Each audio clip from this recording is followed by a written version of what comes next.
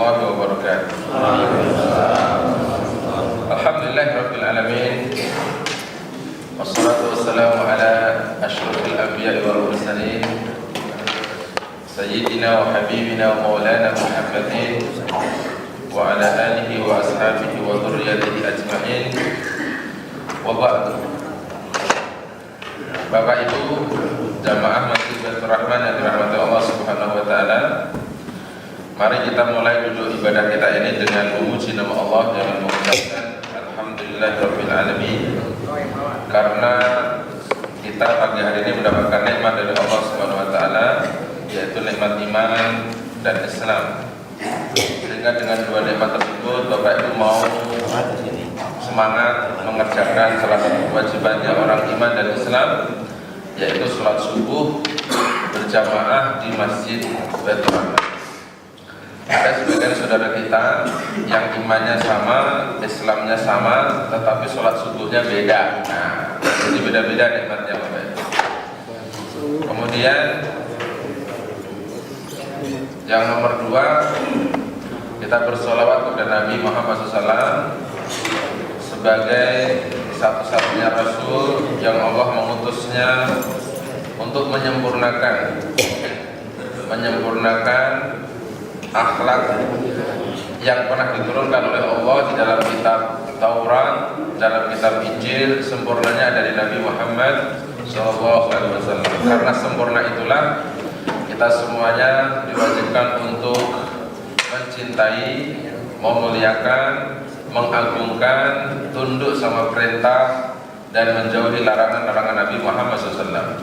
Semoga ngaji kita pagi hari ini menjadi wasilah perantara Bapak Ibu sanggup mengerjakan perintahnya Rasulullah dan meninggalkan larangannya Rasulullah Muhammad SAW. Yang nomor tiga, ngaji kita bab yang keempat, masalah adab. Setelah kemarin adab dengan Al-Quran, sebelumnya adab bersama dengan Allah, sebelumnya lagi masalah niat. Sekarang adab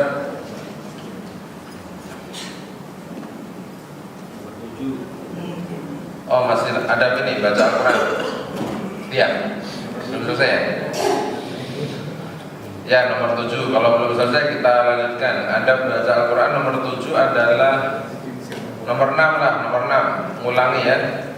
Ayatluhu bitadabburin wa tafakkurin ma'a ta'dimin lahu wa istihdharil qalbi wa tafahum li ma'anihi wa asrarih. Termasuk dari adab baca Al-Quran yang nomor 6, Bapak Ibu disuruh membaca Al-Quran bitadabbur, dengan direnungi, batafakkur dan dipikirkan. Merenung sama mikir itu nggak sama Bapak Ibu.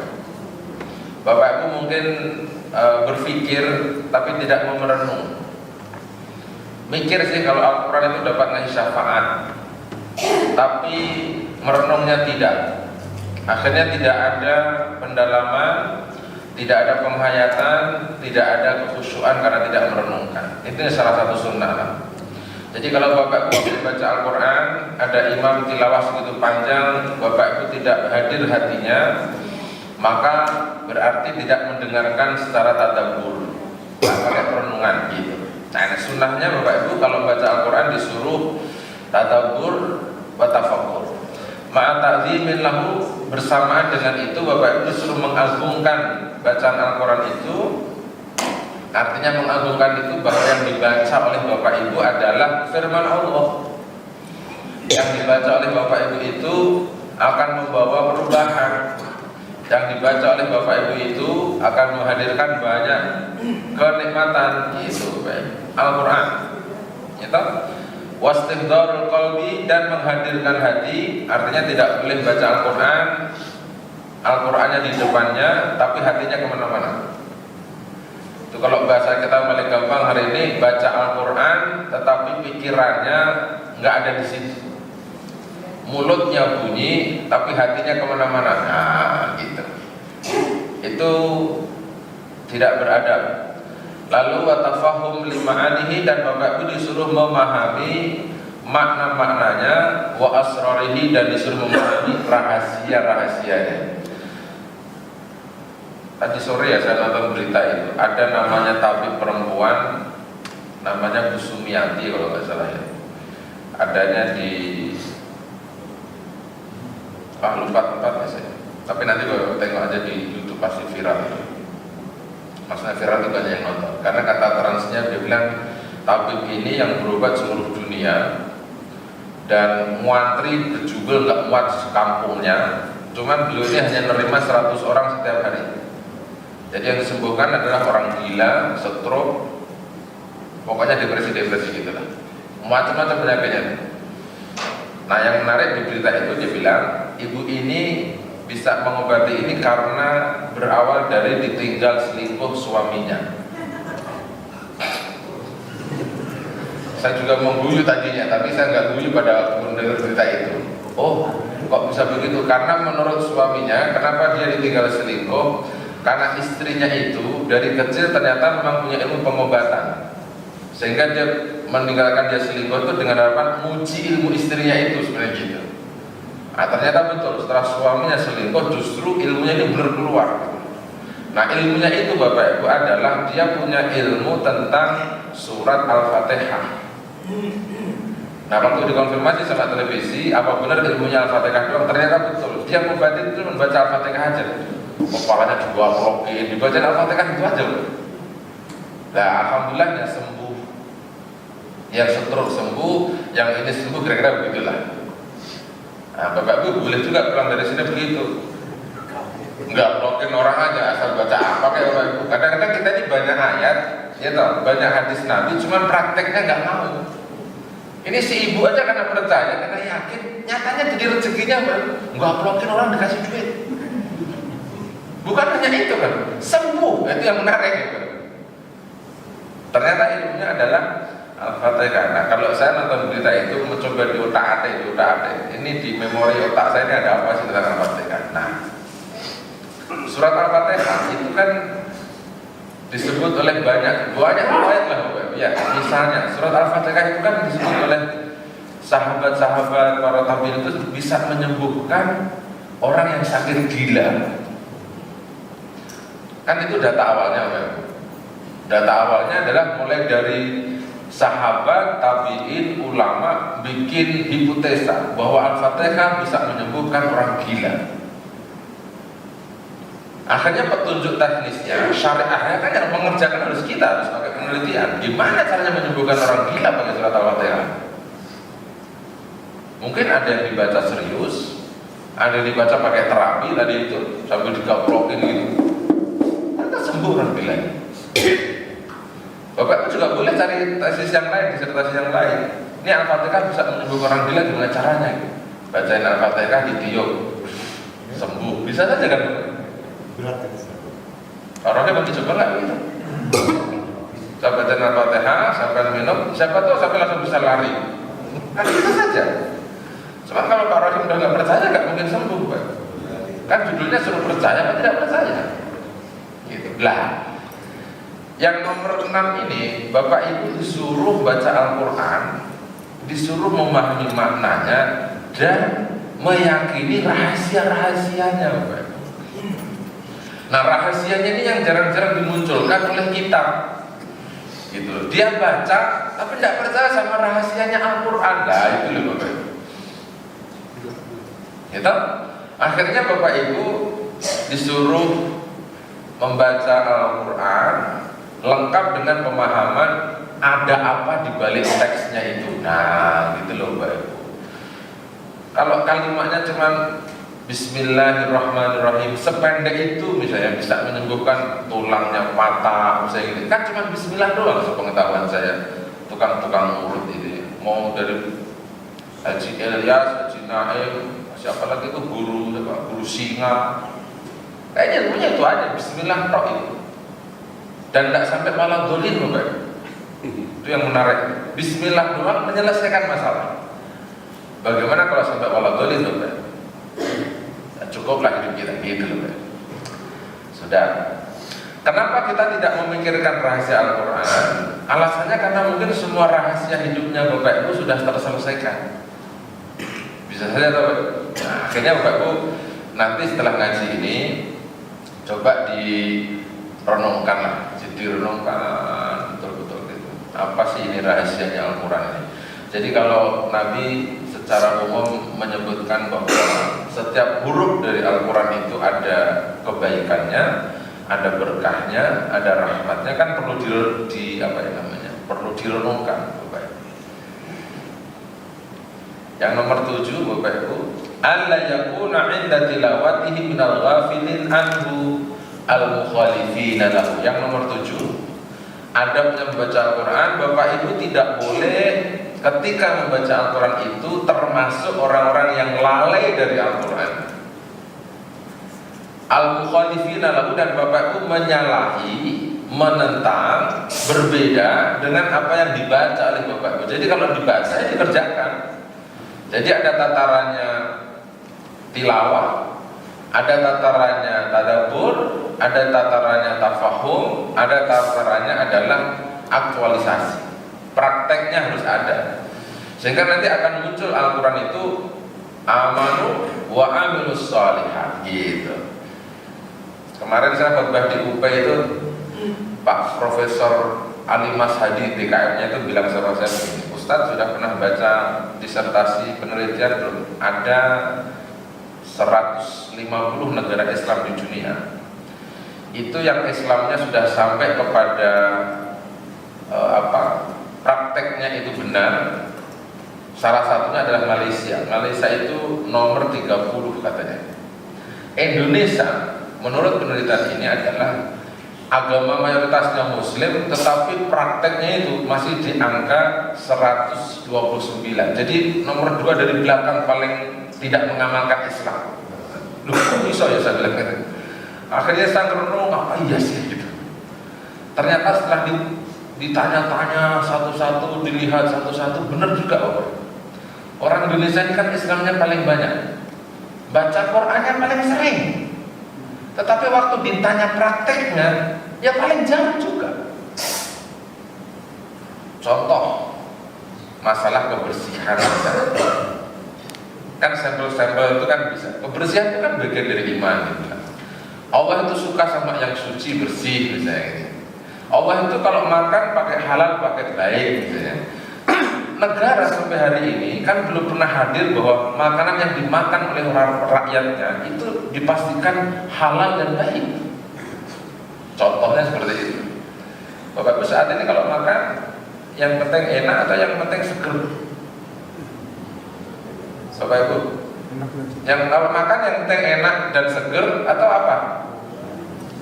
Saya nggak nyebut halal dan thayyib ya. Yang ada di Al-Quran itu adalah halal dan thayyib, dan itu kalimatnya jadi satu, tidak dipisah. Halal dan baik. Tafsirnya cuma ada satu penjelasannya. Jadi Ibnu Abbas mengatakan apa? Halal dan thayyib itu adalah baik cara mencari dan baik cara konsumsi. Nah di kita ini mayoritasnya Muslim, ya, cara mencarinya saja sudah banyak yang tidak baik. Tapi dia Islam. Korupsi, nah indeksnya dibaca korupsi, bohong, manipulasi dan seterusnya. Oh yang menarik juga itu. Tapi nomor 129 saya yakin yang disurvei bukan jamaah Baitur Rahman. Ya dong. Yang disurvei mungkin yang di bawah jembatan. Agamanya apa? Islam. Pernah ke masjid? Kagak. Nah kayak gini jadikan sampling Bapak Ibu. Jadi saya kalau kebenaran penelitian itu percayanya ya 10% aja lah Bapak Ibu. Karena kan samplingnya kan kita nggak ngerti Bapak Ibu. Kalau yang disampling segini banyak surveinya, ya misalnya butuh data 1000 netizen yang ditanya, jamaah Baitur Rahman semuanya akan bilang Islamnya keren. Apa faktanya? Korban sapinya 50 ekor, penduduknya cuma 200. Kan bisa dihitung. Oh berarti praktek korbannya bagus. Kaji kabeh, sholat subuh penuh. Akhirnya kan dia akan ngomong apa? Oh Islamnya prakteknya nomor 2 dari seluruh dunia, gitu dong. Ya yang salah yang meliti aja, kayak Abdul Aziz itu juga begitu. Gitu. Jadi cara nyari samplingnya aja, nyari contohnya saja yang salah. Ya toh? Sudah. Nah Bapak Ibu, kalau sudah baca Al-Quran, mari kita berbicara untuk mengerjakan.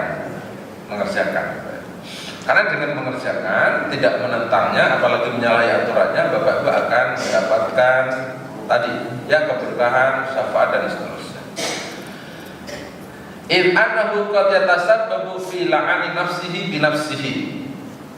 Li'annahu in qara'a fa naj'al la'natallahi 'alal kadzibin. Kalau Bapak Ibu membaca Al-Qur'annya lalai atau bermaksud menyalahi peraturannya dan perintah atau tidak meninggalkan larangan Al-Quran, maka ini bisa menjadi sebab laknat terhadap dirinya untuk dirinya. Apa maksudnya ini Bapak Ibu? Sesungguhnya apabila Bapak Ibu membaca ayat Al-Imran ayat 61, Bapak Ibu boleh buka itu ayat. Ayatnya berbunyi fanaj'al laknatullahi 'alal kadzibin. Maka kami menjadikan laknat Allah itu atas orang-orang yang mendustakan. Pada saat ayat itu Bapak Ibu baca, lalu Bapak Ibu baca Al-Quran lalu mendustakan isinya, kan berarti Bapak Ibu sama saja berdoa, ya Allah tolong laknatmu kau turunkan buat saya. Nah itu dia Bapak Ibu. Saya percaya betul Bapak Ibu segini banyak sudah hatam Al-Quran mungkin berkali-kali, saya percaya betul. Tetapi waktu Bapak Ibu lewat surat tentang riba misalnya Bapak Ibu baca tentang riba yang ayatnya berulang itu, mulai dari riba tataran umum, riba tataran setengah umum, lalu sudah spesifik sampai puncaknya haram begitu. Lalu sampai puncaknya kalau sudah dikasih tahu berpuluh-puluh kali, ya ayyuhalladzina amanu la ta'kulur riba ad'afan mudha'afa. Sudah sampai tataran itu, jangan makan riba banyak-banyak. Kalau sudah datang ceramah ini, kamu lalu masih mengerjakan riba lagi, berarti kamu ngajak perang dengan Allah dan Rasulnya. Sampai seperti itu ayatnya, Pak. Bapak Ibu kalau masih berpikir bahwa riba ini adalah produk tahun 2019, ada yang boleh, ada yang tidak, itu sama saja Bapak Ibu itu mendustakan firman Allah urusan riba. Harusnya Bapak Ibu percaya dulu, pelan-pelan gitu. Wes rasa riba-ribaan saya gitu loh Bapak. Terserah bagaimana caranya deh Bapak Ibu. Pelan-pelan aja. Bapak Ibu kan bisa bertanya sama ulamanya. Ini yang diribakan oleh MUI ini yang mana sih? Misalnya deposito. Kan satu-satu itu kita petani lah, tidak semuanya langsung ditinggalkan. Dikit-dikit dulu lah, yang punya deposito jangka waktunya 10 tahun itu riba, tolong jangan deposito gitu loh. Yang diribakan lagi apa? Misalnya akadnya utang piutang, kredit. Oh berarti jangan kredit, gitu aja loh Pak. Kalau nyimpan duit di bank ya nggak riba gitu loh Pak. Akhirnya ada pemilahan. Nanti 10 kali Bapak Ibu baca itu ayat riba, maka akan hadir keyakinan, oh riba, nggak akan dikerjakan.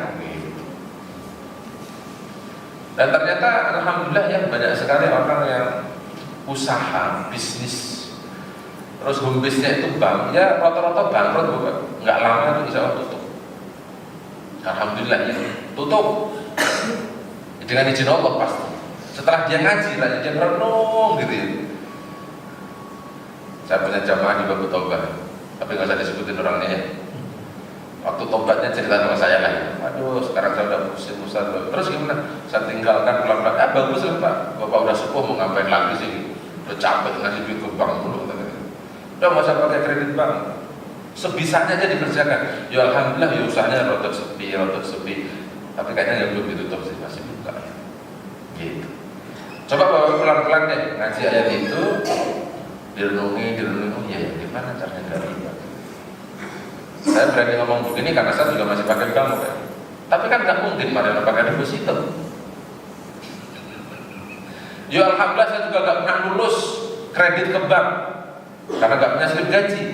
Jadi saya ngomongnya enak. Itu karena kalau kredit ke bank ya gak pernah lulus, udah. Alasannya gak punya slip gaji. Berarti Ustaz ngomong begitu karena Ustaz gak punya slip gaji. Loh ya kagak. Suatu hari saya lolos, apakah saya akan mengajukan? Tidak. Gitu loh Pak.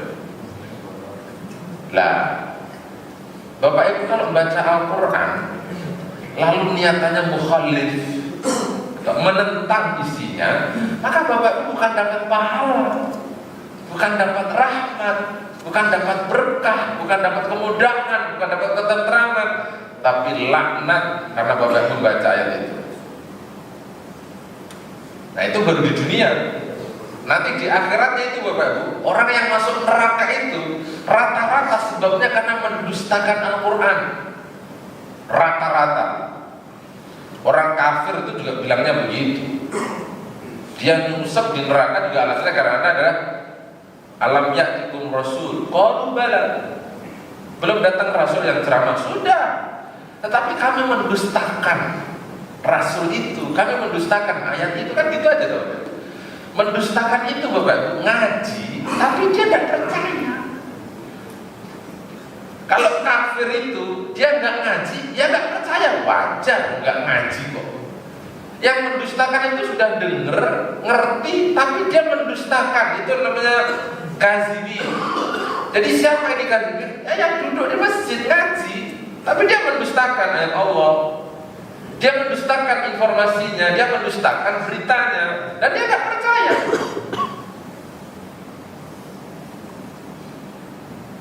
Bapakku tadi waktu subuh dikasih tahu kaum Ad sama kaum Samud. Kalau Bapakku baca ayat ini kan sebenarnya cocok banget sama teman pertama. Ad sama Samud ini oleh Al-Quran disebut alam yuhlak misluha fil bilad. Negaranya mereka itu tidak pernah sama, tidak pernah ada yang lebih hebat daripada negaranya dia. Konstruksi bangunannya tidak ada yang lebih kuat daripada bangunannya kaum Ad sama Samud. Apa oleh Al-Quran disebutnya hancur. Orang Kemang Pratama itu kalau bangun rumah paling kuat menurut dia. Tapi dia bisa lupa bahwa kaum Ad Samud itu bangun rumah nggak pakai besi, Bapak. Batu alam dia ukir. Nggak ada korupsi, nggak ada nepotisme, nggak ada bohong tukarnya, nggak ada bohong arsiteknya, nggak ada bohong teknik sipilnya, nggak ada. Hancur. Bapak waktu bangun rumah setahun ditungguin terus apa tidak? Tidak. Itu besi yang dikubur sama tukangnya, Bapak pastikan benar apa tidak? Tidak. Jadi hancurnya lebih gampang. Gitu loh maksud saya. Gitu? Karena tukang itu ngerti, Pak besinya berapa Pak? Besi 15. Bapak itu nggak pernah bertanya itu 15 yang bencong atau 15 yang penuh. Ada lagi bahasanya ternyata. Ada besi bencong, ada besi penuh ternyata di dunia ini. Coba itu Bapak. Oh kalau yang bencong itu ya 15 kurang dikit lah Pak. Kalau yang penuh itu 15 penuh katanya begitu. Oh ini berarti kan ngurangi kekuatan. Padahal hitung-hitungannya arsiteknya sudah benar Bapak Ibu. Kalau lantai 2 besinya 10, besi 12, ya ringnya 8 itu benar menurut arsiteknya sudah. Cuman karena ada bahasa bencong sama nggak bencong tadi itu jadi masalah. Akhirnya meletak, retak, rubuh, rontok. Wah, mendingan Bapak Ibu bangun rumah di surga aja lah Bapak Ibu. Gitu. Enak.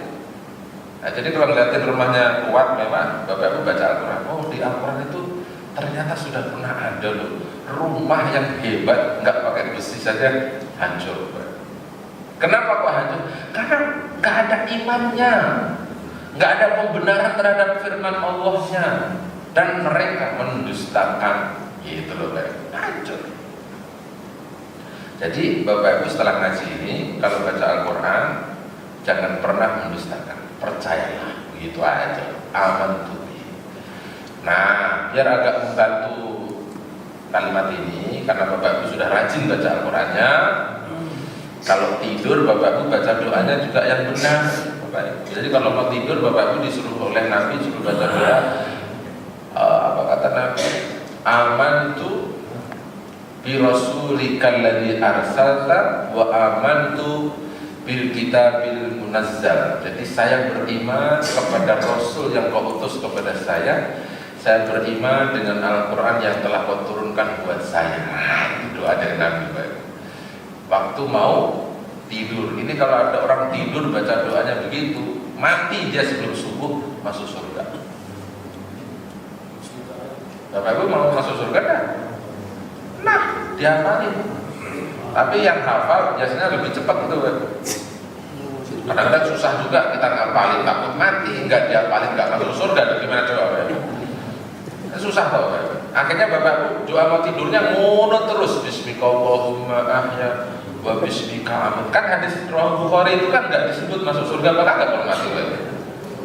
Cuman kalau tidur bacanya seperti itu. Tapi kalau bapak baca doa yang riwayatnya Muslim ini, bapak, Allahumma aslamtu nafsi ilaika wa wajjahtu wajhi ilaika wa alja'tu dhahri ilaika la manja illa manja wa ilaika amantu bi kitabika alladhi anzalta wa amantu bi rasulika alladhi arsalta. Bapak mau dikasih jaminan gitu loh, mati masuk surga. Kenapa begitu? Karena dia meninggal dalam kondisi bertauhid kepada Allah. Dia percaya. Gitu loh, Pak.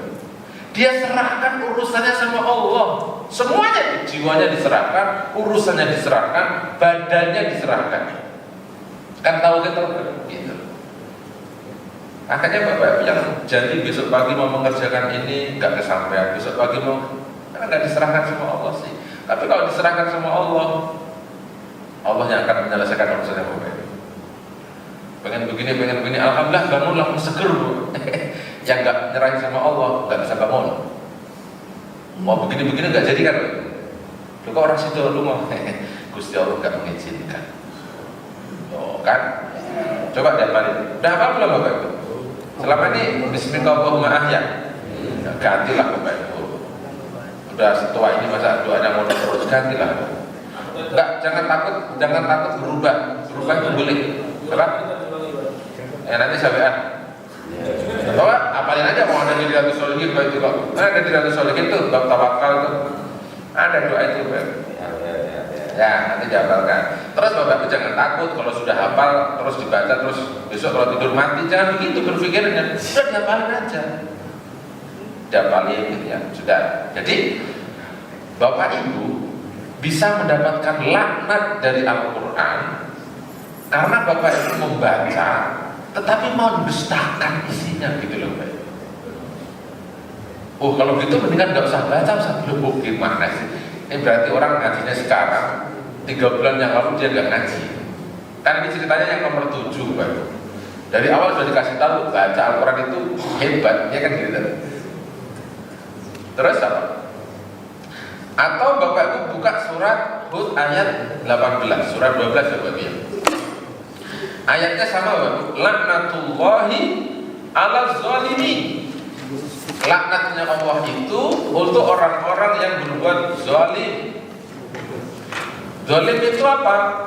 Kalau dalam bahasa yang paling gampang Bapak Ibu, zalim itu adalah orang yang meletakkan sesuatu tidak pada tempatnya.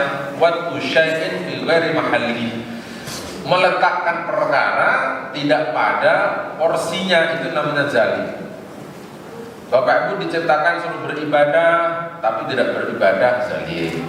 Bapak Ibu diperintahkan untuk jihad, Bapak Ibu tidak jihad, zalim. Bapak Ibu diperintahkan untuk berjuang, Bapak Ibu tidak berjuang, zalim. Itu contoh-contoh zalim yang paling besar Bapak Ibu.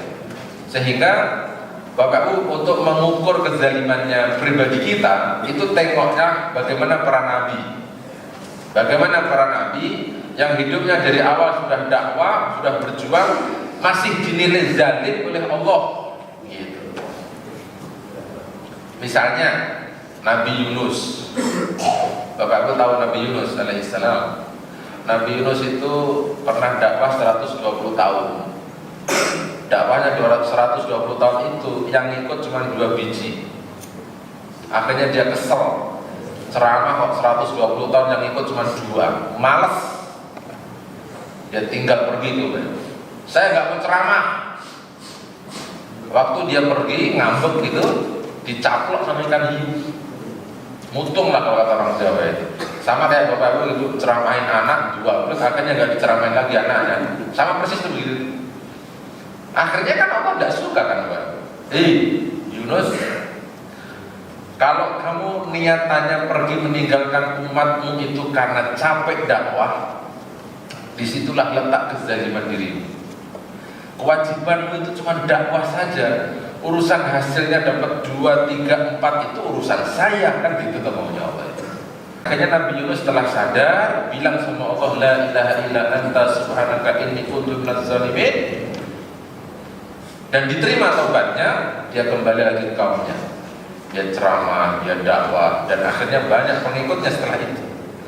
Artinya apa Bapak? Nabi Yunus yang 120 tahun umurnya digunakan dakwah saja masih zalim. Pertanyaannya, umurnya Bapak Ibu yang sudah 56 tahun ini, apa iya dihabiskan untuk dakwah? Kalau jawabannya iya, hasilnya ono piro. Nah, terus ada lagi pironya itu, kalau Bapak Ibu jawabnya ada 2, ada 3, terus Bapak Ibu sebut istri dan anaknya. Kita tanya itu istri dan anaknya. Anaknya ditanya, sampai bisa ngapalin juz 30 itu karena saya yang nyuruh, saya yang ngajarin, atau gurumu di Al-Azhar? Guru di Al-Azhar berarti bukan kita. Bapak Ibu dakwah karena bayarin SPP-nya, dapat pahalanya karena ngasih SPP-nya. Tapi yang dapat pahala besarnya kan yang sampai dihafal itu Bapak Ibu. Gitu? Ini ada lagi bencananya, 56 tahun dia cuma dikasih ruang dakwah, itu cuma dakwahin istri sama anak aja gagal. Gagal itu istrinya tidak ikut, anaknya tidak ikut, bubar itu. Apa enggak nyesek kita Bapak Ibu? Lah, zalim itu ukurannya adalah seperti Nabi Yunus, termasuk Nabi Ibrahim. Nabi Ibrahim itu Bapak Ibu, dia bilang zalim sama Allah itu waktu Nabi Ibrahim bohong sama Allah, walaupun bohongnya benar. Siapa yang rusak berhala itu? Ono yang gede gitu. Itu bohong Nabi Ibrahim. Kan akhirnya nggak bisa ngasih syafaat kan Bapak Ibu, karena dia pernah melakukan kezaliman. Ya kalau mau jujur nggak usah bohong lah. Siapa yang rusak itu? Gue. Gentleman dong. Tapi kan Ibrahim tidak mengalihkan informasi. Yang rusak no berhala yang gede, memang palunya dikalungin yang gede itu kok. Akhirnya kan di hadapan Allah dia ngaku. Itulah kezalimannya Ibrahim, yang menyebabkan Ibrahim tidak bisa memberikan syafaat, dan itu dilarang. Sekarang kita ini kan sering bohong untuk mendapatkan proyek-proyek kehidupan. Kalau Ibrahim bohongnya jelas dakwah. Kita sering bohong, manipulasi data untuk kepentingan duniawi. Ini barang bagus apa jelek? Oh bagus. Kekuatannya seumur hidup nggak akan jebol. Ya, alhamdulillah habis diresmikan ambruk. Lu katanya seumur hidup, ya kan katanya. Ya kalau ada human error dibilang, pada biasa lah. Ya. Alah itu dunia terus. Bapak Ibu, jadi zalim itu, makanya kenapa kita disuruh ngaku lah Bapak Ibu, ngaku. Kenapa zalim? Karena nikmatnya Allah nanti akan dipertanyakan kepada Bapak Ibu. Lah kalau Bapak Ibu baca Al-Quran, kok hatinya lalai, lalu tidak menyalahi isinya, maka Bapak Ibu bisa dapat laknat, dan Bapak Ibu sendiri yang minta laknat itu kepada Allah. Kenapa begitu? Karena Bapak Ibu berbohong kepada Allah. Kenapa begitu? Karena kita zalim kepada, entah zalim kepada Allah, zalim kepada istri, anak, lingkungan sosial, teman sejawat, dan lain sebagainya. Wakana, tafsirnya wakana kaziban aw dzaliman fa innahu yakunu la'inan li nafsihi. Mendustakan ayat, zalim terhadap ayat, maka itu menjadi penyebab laknat untuk dirinya sendiri Bapak Ibu. Jadi sudah bisa baca Al-Quran, bisa dapat laknat karena dia berbohong. Akhirnya Bapak Ibu disuruh membaca Al-Quran pakai bahasa niatan untuk mengerjakan, niatan untuk mengikuti, niatan untuk menerima, intisal. Kan setiap Jumat disebut di sini Bapak Ibu, bertakwa itu adalah dengan cara mengerjakan perintah Allah. Kalau sudah baca Al-Quran, isinya kan cuma ada 2. Kalau tidak perintah, ya larangan. Udah gitu. Jadi kalau Bapak Ibu disampaikan kisahnya Nabi, Bapak Ibu disuruh ngambil, oh ini perintahnya apa, larangannya apa. Kalau baca kisah Nabi, ya berarti kan isinya kan kita disuruh mengikuti jejaknya para Nabi, bahwa di sana ada kesakitan, ada dihinakan, ada kesengsaraan. Di dalam kehidupan ini wajar karena dakwah Bapak Ibu. Dakwah wajar. Riwayatu taliyah tubayyin miqdar khata'il mu'arridin an kitabillahi al-ghafilina anhu al-mutasawwirina bi ghairi. Riwayat-riwayat berikut ini yang menjelaskan tentang ukurannya orang yang salah, orang-orang yang berpaling dari kitab Allah. Mereka lalai, mereka sibuk dengan yang lainnya. Faqad ruwiya annahu jaa'a fi Taurat anna Allah Ta'ala yaqul amma tastahi minni ya'tika kitabun min ba'di ikhwanika wa anta fi tariqi tamsi. Bukankah sudah saya sampaikan kepada Anda pada saat Al-Quran dibaca kamu terus berjalan tidak mau mendengarkan? Itu mu'rizin. Ada orang tilawah Bapak main handphone, itu mu'rizin. Batasannya dulu, ngukurnya orang ini mu'rid, zalimin, ghafilin. Ada orang baca Quran, wa anta tamshi, kamu jalan aja, tidak pakai komentar, tidak pakai diem, tidak pakai dengerin. Itu mu'rizin. Sekarang ada orang mobilnya gini, kalau pergi rame-rame, mobilnya hidup tilawah Al-Quran, tapi dia ngobrol ketawa-ketawa. Waduh, serem itu, mendingan dimatiin aja itu Al-Quran. Setuju Bapak ya? Kalau Bapak Ibu ngidupin tilawah 30 juz dalam mobilnya, ya Bapak Ibu jangan ngobrol, dengerin dong. Jadi seakan-akan ini Al-Quran berbunyi di situ, Allahnya lagi berbunyi di situ. Bapak Ibu sibuk dengan yang lain, itu adalah mutasawwirina bi ghairi. Bapak Ibu sibuk dengan yang lain, bukan hanya sibuk, dia mentertawakan Allah yang sedang berbicara di situ. Ngobrol ke sana kemari, akhirnya dilaknat sama Allah.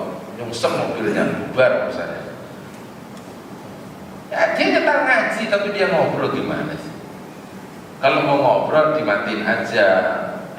Apalagi bapakku mau berantem sama istrinya, wes dimatiin aja. Anaknya suruh tidur dulu baru berantem di mobil, nggak apa-apa kalau begitu. Tapi kalau bapak ibu suami istri berantem di mobil, anaknya ada di situ, bapak itu nabrak undang-undangnya Nabi. Kalau mau berantem itu, anaknya nggak boleh tahu.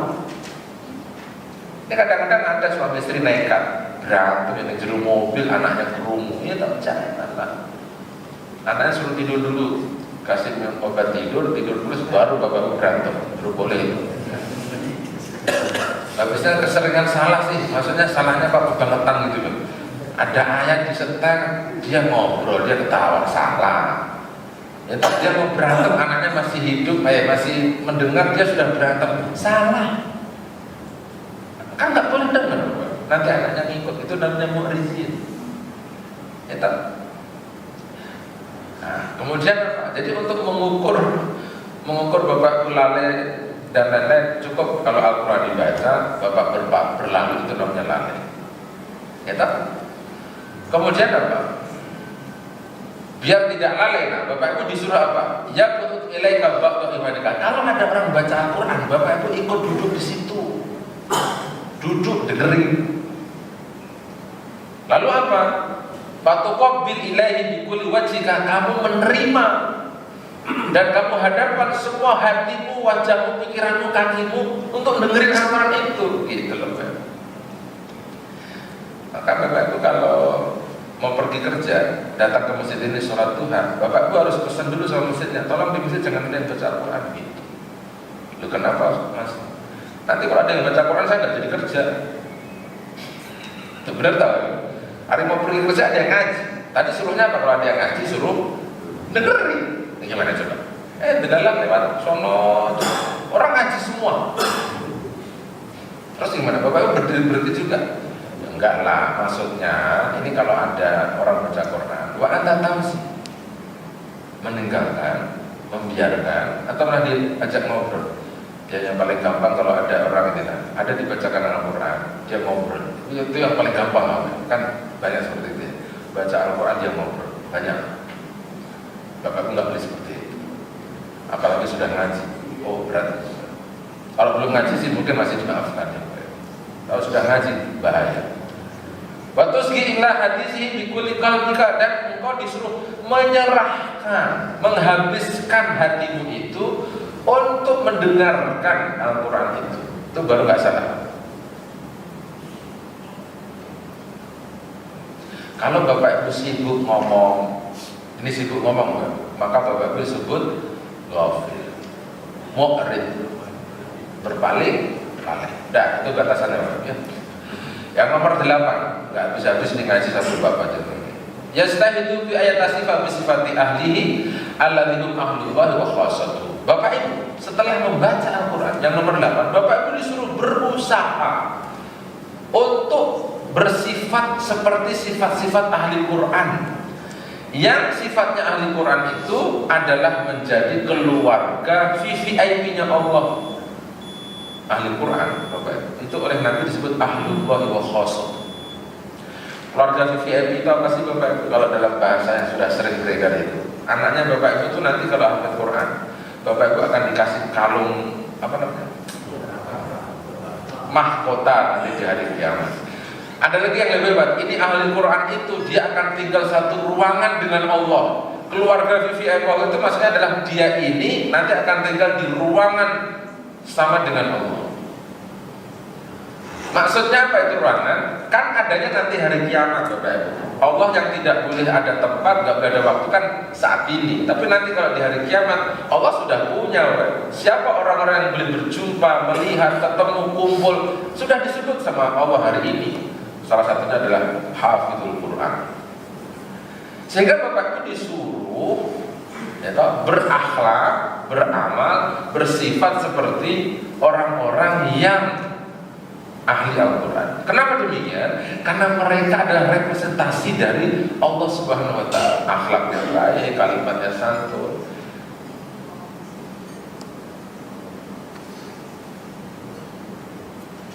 Bapak Ibu selama ini kalau melihatin orang yang hafal Quran pakai sarung atau pakai celana? Celana dan sarung. Ah, Bapak Ibu pakai sarung lah. Tapi kalau yang sering Bapak Ibu yang hafal Quran sering pakai celana, Bapak Ibu pakai celana lah gitu loh Bapak. Sifat. Sifatnya kayak apa lah? Akhlaknya kayak apa itu ditengok lah. Bapak Ibu disuruh ngikut itu. Wa ayatasima bisimatihi kama qala Abdullah bin Mas'ud radhiyallahu anhu yang bagi liqari'il Quran ayyuraf bilalihi idan nasu naimun wa fi nahari idan nasu mufridun wa bi buka'ihi idan nasu yatahakun. Bapak Ibu disuruh mengikuti gayanya orang ahli Quran. Sebagaimana riwayatnya Abdullah bin Mas'ud radhiyallahu anhu yang bagi liqari'il Quran, disarankan bagi orang yang ahli Al-Quran untuk yu'raf, mengenali dirinya bilalihi, pada waktu malam harinya. Idan nasu naimun, ketika mereka tertidur. Bapak Ibu tanya sama yang hafal Quran itu kalau malam ngapain? Mereka pasti tahajud gitu loh Bapak. Dia mungkin tilawah, murojaah. Tapi saya kalau ngeliatin Mas Amir itu ya, Mas Amir Al-Azhar, mungkin gurunya Mas siapa Anwar yang lebih senior lah ya. Mas Amir kan imam di sini juga ya. Mas Amir itu kalau nyimak Al-Quran biasanya pakai main handphone sekarang ini, direkam, handphone diupload. Enaknya ya jadi hafal Quran itu yang berguyang-guyang masuk surga cepet kata saya. Ya karena sudah hafal 30 juz sudah, dia tak ada muter-muter dong ya. Didengerin nyimaknya, ya upload, ya sudah. Bahasanya apa? Mas Amir ini kelebihannya kayak komputer jalan aja loh. Jadi kalau saya nanya ini bunyi, misalnya saya cuma hafal satu kalimatnya lah dari penggalan ayat, Mas Amir itu tahu. Oh ini surat sekian, baris sekian, halamannya sekian, sampai begitu Mas Amir tahu. Lumayan ya. Kan tidak semua hafal Quran begitu ya. Ada yang kalau ditanya nggak ngerti, waduh surat apa ya Ustaz itu saya gitu. Tapi kalau Mas Amir itu dia bisa jawab itu, halaman, nomor, dan ayatnya. Nah, Mas Amir bisa nyari di Al-Quran headphone. Ini lihat Ustaz kalau di mushafnya gini gitu lah. Lumayan lah. Naimun. Jadi orang yang ahli Al-Quran itu kalau malam seperti apa? Idan nasu naimun. Ketika manusianya sedang tidur, ahli Quran itu tidak tidur. Wa binahari idan nasu mufarridun. Dan siangnya orang ahli Quran itu manusianya sebenarnya sedang berpaling. Artinya berpaling itu sibuk dengan urusan yang lain. Dia sibuk dengan Allah Subhanahu wa Ta'ala. Wah. Wa bi buka'ihi dan sudah tahun. Ahli Quran itu menangis ketika manusianya tertawa. Kenapa dia menangis? Karena dia yang tahu keagungan Allah, kebesaran Allah Subhanahu wa Ta'ala. Wa bi wara'ihi dan nasu yakhlitun, dan mereka itu wara.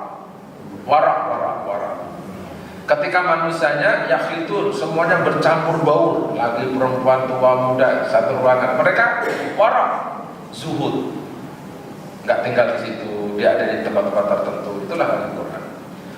Wa bisammatihi dan nasu yakhudun, dan Al-Quran itu banyak diamnya ketika manusia semuanya membuat fitnah-fitnah, yakhudun, bohong dan lain sebagainya.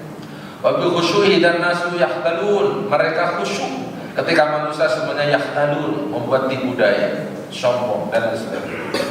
Wa bi husni dan nasu yafrahun, orang ahli Quran itu bersedih ketika manusianya semuanya bergembira. Nah, Bapak Ibu disuruh berusaha ikut. Makanya muncul saran dari kita, kali-kali kumpul dengan ahli Quran. Gitu loh, Pak. Kali-kali kumpul aja. Kali-kali kumpul itu yang ngajak ngobrol lah, hidupnya sampai bagaimana gitu loh, Pak. Biar kita nggak terlalu lupa sama glamor, sama indahnya dunia ini. Kali-kali kumpul sama Al-Quran, lihatin gayanya lah, Pak. Gaya hidupnya. Mungkin begitu lebih baik. Kalau Bapakku kumpulnya sama presiden, gubernur, wali kota, komisaris, tetek macam-macam, setahun Bapak Ibu kumpul kok, susah dengerin Al-Qurannya, mungkin begitu bahasanya hari ini. Tapi kalau dengar kumpul sama Al-Quran, ya mungkin seperkalimat, dua kalimat, kumpul baru sedetik, 2 detik sudah keluar Al-Quran. Ya, gitu aja sih sebenarnya maunya. Sehingga Bapak Ibu disuruh berusaha mencari, mengamalkan yang sudah dikerjakan oleh Ahlul Quran. Riwayat yang nomor 2, Muhammad bin Ka'ab, kunna na'rif qari'ul Quran bisufratin lautirihi. Kami mengenal orang-orang yang membaca Al-Quran itu bisufratin lautirihi, dengan warna kekuning-kuningan warnanya. Yusiru ila saharihi wa tuli tahajjudihi. Kenapa Bapak kuning-kuningan? Itu mengisyaratkan karena dia tidak tidur malam dan lama tahajudnya. Jadi kalau baca kita apa? Pucat wajahnya. Pucatnya karena dia tahajudnya hebat.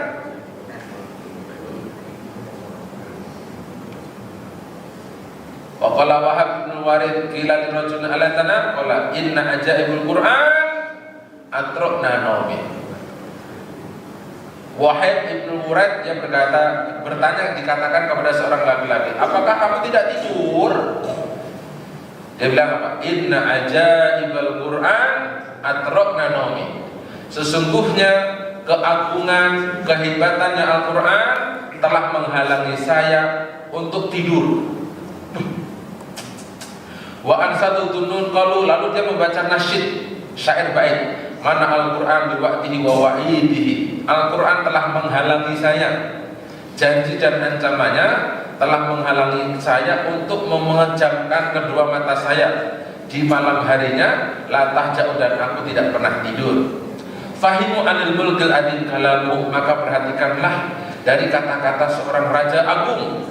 Fahma tadillu lahu riqab fatahtahu. Kalau seorang raja itu berbicara, maka semua karyawannya akan takut, hina, dan merendahkan diri di hadapan raja itu. Maksudnya apa? Kalau Al-Quran yang berfirman, Allah Subhanahu wa Ta'ala itu sang raja di raja, otomatis kita akan takutlah, tunduk, patuh, mengharap, mengibadah dan sebagainya. Pagi hari ini saya tidak mau mengajarkan Bapak Ibu tidak usah tidur, bukan. Kan tadi kalimatnya nomor 8 adalah yajtahidu. Bapak Ibu disuruh berusaha. Kalimatnya halus, Bapak Ibu. Berusaha itu bukan berarti habis-habisan, ya usaha aja. Kalau hari ini Bapak Ibu sudah jadi ahli Quran tapi masih turu terus, tahajudnya seminggu 7 kali nggak bangun gitu ya, artinya nggak pernah tahajud Bapak Ibu. Berarti kan Bapak Ibu disuruh meningkatkan. Setelah ngaji ini, yang minimal lah Bapak Ibu ada 1 malam yang Bapak Ibu tahajudnya serius. Nah gitu loh. Kalau ini nggak bisa juga, nanti kita tunggu waktu dia pensiun. Ngajinya hari ini, ngapalinya nanti waktu pensiun. Itu juga Bapak Ibu. Nanti kalau sudah pensiun kan nggak ada alasan lagi. Katanya kecapean lah, kalau udah pensiun enggak lah. Jadi kita ngajinya sekarang, ngerjainnya nanti. Oh iya ya, dulu kita pernah ngaji ya, Kita disuruh bersifat seperti ahli Quran, malamnya nggak pernah tidur. Kenapa nggak pernah tidur? Inna ajaibal Quran atra'anin naumi. Sesungguhnya kehebatan, keagungan Al-Quran itu telah menghalangi saya dari tidur. Bapak Ibu sekarang ini kalau tidur, kenapa kok tidurnya bisa lama gitu Pak? Jawabannya hah? Karena kecapean. Capeknya karena melihat keagungan Al-Quran atau karena nyari dunia? Kan itu aja. Hah? Itu jawabannya gampang. Kok bisa capek itu? Ya capeknya karena memikirkan kehebatan Al-Quran atau memikirkan yang lain, akhirnya ketiduran. Sampai itu aja. Lah, nanti kita naikkan waktu tadi Bapak. Hari ini kita belum bisa. Nanti setelah kita pensiun kita berusaha. Gitu loh Bapak Ibu. Nyampe. Ya kan? Kalau nyampe. Kenapa? Kalau umurnya nyampe. Ya kan kita lagi mendoakan ini. Ya kalau sampai, alhamdulillah nggak sampai, memang takdir bapak-bapak. Saya nanti merenungkannya setelah pensiun, alhamdulillah sampai. Ada juga yang merenungkan waktu pensiun, belum pensiun sudah lewat. Ya memang takdirnya beda-beda. Minimal kalau kita ngaji, kita kasih yang agak enak-enak. Pensiun itu seakan-akan kita akan sampai semua, padahal belum tentu ya. Iya, kan namanya ceramah Bapak. Iya dong. Bapak Ibu kalau saya suruh ngerjain sekarang, alasannya pasti jauh juga kan. Besok nggak usah tidur. Ya, terus kantor gimana Ustaz? Oh, ada lagi lah. Itu Bapak Ibu. Nah Bapak Ibu silahkan. Kan bahasanya berusaha Bapak Ibu ya.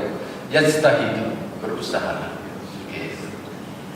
Kalau sudah berusaha itu diapresiasi oleh agama. Kalau sudah berusaha itu dikasih penghormatan oleh Allah, dikasih royalti oleh Allah. Kalau sudah berusaha, orang bisa berusaha setelah tahu data-datanya.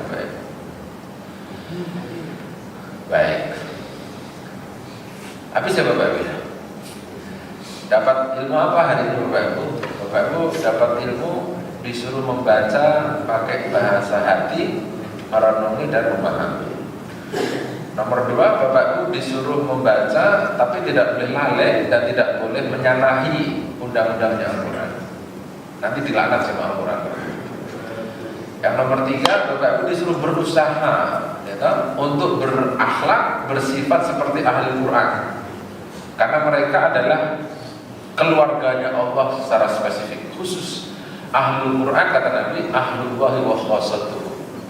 Ahli Quran adalah keluarganya Allah dan keluarga khususnya Allah. Sehingga kalau Bapak datang ke ahli Quran itu biasanya urusannya gampang, minta doa cepat dikabulkan, realisasi gitu-gitu loh. Datanglah ke ahli Quran. Ya kalau hari ini Bapak Ibu menerjemahkan ahli Qurannya terserah. Boleh kiai, boleh ustaz, apalagi boleh ajudan, boleh habaib, boleh buya, boleh apa lagi, apa aja. Yang pasti Bapak Ibu harus mencari data dulu. Ini ahli Quran apa tidak? Minimal dites dulu lah baca Al-Qurannya. Kalau saran saya yang sudah jadi imam di sini itulah yang Bapak Ibu boleh datangin untuk dilihat, untuk diikuti, untuk ditanya, untuk dimintain doa. Jadi Bapak Ibu yang belum bisa baca Al-Quran, ada baiknya saya kasih rekomendasi untuk belajar Al-Quran sama imamnya mesinnya Bapak Ibu. Jadi kalau mau privat baca Al-Quran, gak usah undang Mariono lah Bapak Ibu. Mariono itu bukan ahli Quran, saya orang tafsir dan saya tidak hafal 30 juz. Yang hafal 30 juz kan imam-imam ini. Bapak Ibu ini aja lah. Oh ngajinya abad tasar undang Ustadz Mariono. Gak usah. Bagi-bagi job lah. Itu urusannya imam sinilah, jangan Mariono. Saya beberapa kali disuruh, ya kalau cuma mau baca Quran abatasan imamnya aja lah. Nanti kalau saya jelasin kan kepanjangan Bapak. Ini berubah tafsirnya apa ya, repot urusannya. Sesuaikanlah sama jobnya lah. Mereka yang ngajarin Al-Quran. Nanti pemahamannya saya yang ngurusin gitu Bapak. Ya kan? Ini baca Iqra saya ngajarin, masa saya juga. Karena nanti maruk banget saya itu. Disambut Mariono semua, waduh, nggak keren banget. Malu saya Bapak Ibu sama Allah SWT. Alhamdulillah saya sering nolak Bapak Ibu. Kalau disuruh ngajarin Quran saya nolak. Kenapa begitu? Saya tawarkan Mas Ahmed, Zaki, Anwar. Saya tidak nolak ngajarin baca Quran karena saya tidak punya sertifikat 30 juznya. Karena yang dicari oleh jamaah ini adalah belajar tajwid. Tahsin Al-Quran kan tidak harus saya tahu, Pak. Kecuali kalau yang mau dicari pemahaman, nah bolehlah saya ngajar, nggak apa-apa. Bapak Ibu, semoga 3 kalimat yang kita bicarakan bisa dikerjakan oleh Bapak Ibu. Nah, minimal merubah pelan-pelan, Bapak Ibu. Merubah pelan-pelan, jangan sampai Bapak Ibu lalai, apalagi menyalahi. Sudah ngaji, sudah paham, masih menyalahi. Nanti dilaknat sama Allah Subhanahu wa taala. Subhanakallahumma wa bihamdika asyhadu an la ilaha illa anta astaghfiruka wa atubu ilaik. Assalamualaikum warahmatullahi wabarakatuh.